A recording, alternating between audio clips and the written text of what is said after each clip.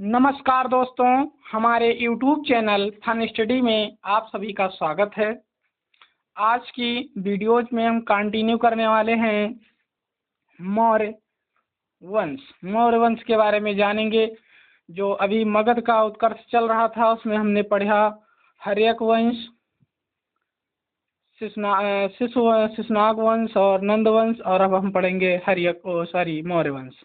मौर्य वंश के बारे में हम अच्छे से जानेंगे, डीपली जानेंगे, क्योंकि काफ़ी बार क्वेश्चन इससे पूछे गए हैं और परीक्षा में अच्छे से अच्छे क्वेश्चन आते हैं और उसमें हम लोगों को काफ़ी ज़्यादा कन्फ्यूजन हो जाती है, क्योंकि उसमें जो मौर्य वंश का क्रम था वो लंबा चला था और उसमें हम उनके कार्यकाल और उनसे रिलेटेड जानकारियाँ भूल जाते हैं।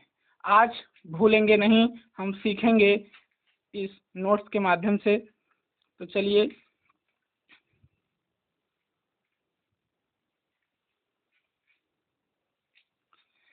कह रहा है मौर्य वंश 322 बीसी से लेकर के 185 बीसी तक चला। मतलब इसका कार्यकाल जो था वो 322 बीसी से लेकर के 185 बीसी तक। इसके स्रोत जो हैं वो दो हैं, एक साहित्यिक स्रोत और एक पुरातात्विक स्रोत। ये क्या है, मतलब मौर्य वंश के बारे में जो जानकारी हमें प्रदान करता है उसके स्रोत दो हो सकते हैं, या तो साहित्यिक या तो पुरातात्विक। साहित्यिक में क्या है, अर्थशास्त्र है जो कौटिल्य द्वारा रचित है, इंडिका, मेगास्थनीज पुराण है, कुछ मुद्रा राक्षस जो विशाखदत्त जी द्वारा है, और बौद्ध और जैन ग्रंथ में भी मौर्य वंश का उल्लेख मिलता है।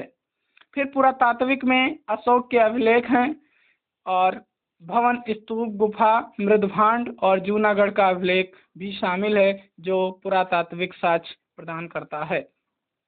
मौर्य वंश का स्थापना देखेंगे तो इससे पहले चल रहा था हमारा नंद वंश। तो नंद वंश के अंतिम शासक घनानंद को पराजित कर चंद्रगुप्त ने मौर्य वंश की स्थापना की।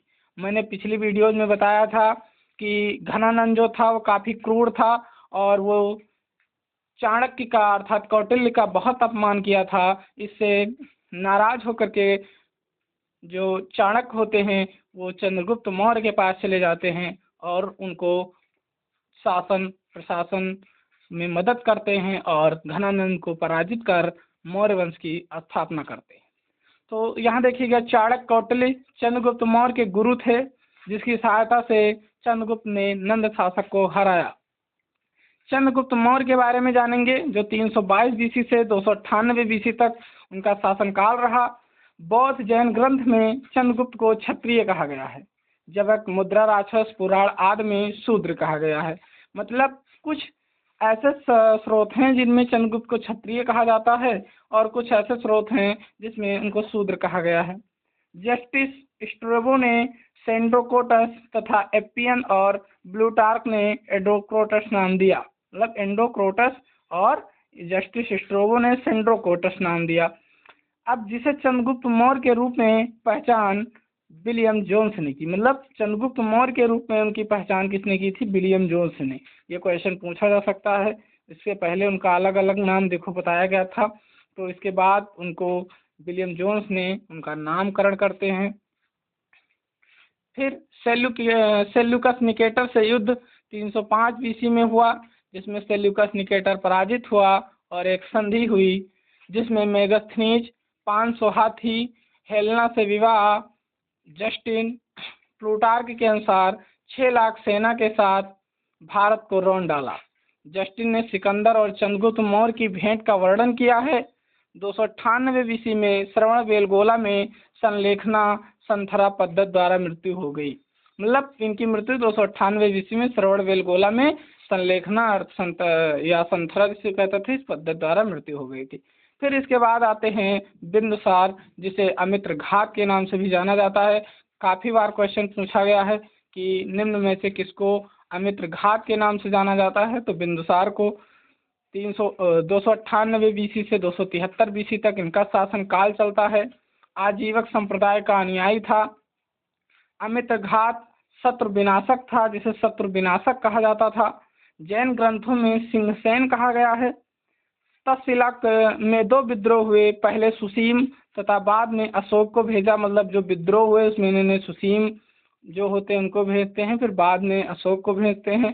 सीरिया शासक एंटियोकस ने बिंदुसार ने सूखी अंजीर, अंगूरी शराब, दार्शनिक मांगा, जिसमें दार्शनिक भेजने से मना कर दिया था।